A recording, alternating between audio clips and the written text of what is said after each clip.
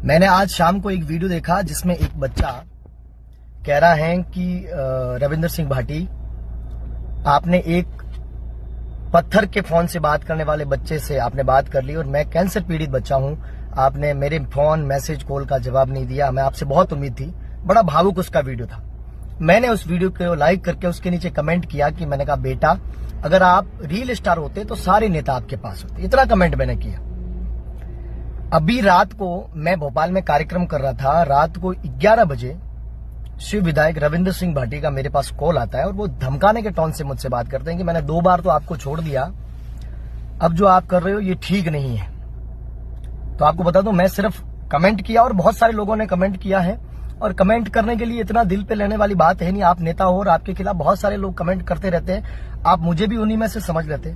पर आपने मुझे बोला, आपने धमकाने की टोन से बोल रहे हो कि भाई 2 बार तो मैंने तुम्हें छोड़ दिया, अब मैं सीधा करना आता है, ये करना आता है, वो करना आता है, ये मेरा लास्ट कॉल है। और आपने इनडायरेक्टली मौत की धमकी दी है।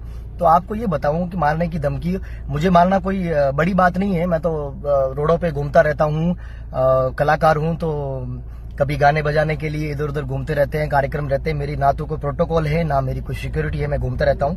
पर मुझे मारना कोई बड़ी बात नहीं है, बहुत आसान काम है। पर मुझे डराना बहुत मुश्किल काम है।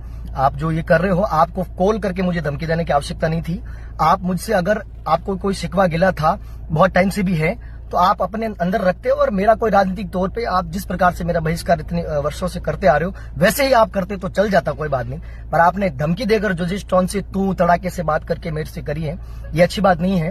और आप सिर्फ विधायक हो, और आप अगर मुख्यमंत्री भी होते तो भी मैं नहीं डरता राजस्थान के। तो मैं पहली चीज आपको बता दूं, मेरा बाप मरा है पर मेरा राम नहीं मरा है। तो मैं आपको पहले एक चीज बता दूं, मुझे धमकाने की आवश्यकता नहीं है। मैं एक कलाकार हूं और मैं स्वतंत्र हूं। किसी के ऊपर कहानी लिखने के लिए, किसी के ऊपर गीत लिखने के लिए, छंद लिखने के लिए, कमेंट लिखने के लिए, और सारे लोग स्वतंत्र हैं। और ऐसी मैंने कोई गाली गलौज नहीं लिखी जिसके लिए आप रात को कॉल करके 11 बजे मुझे धमका रहे हो। आपने 5 मिनट मेरे से बात करी है।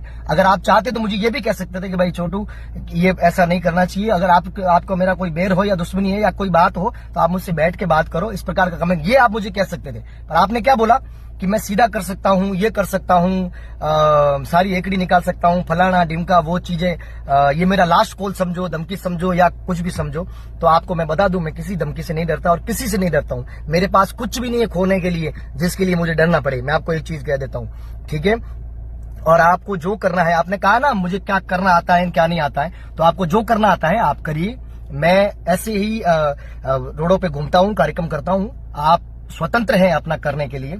और रही बात कमेंट की, तो मैं कुछ गलत देखूंगा, अजीब देखूंगा, तो मैं उसके ऊपर कमेंट करूंगा। ये मेरी अभिव्यक्ति की आजादी है, जिस प्रकार से मैं करता हूं।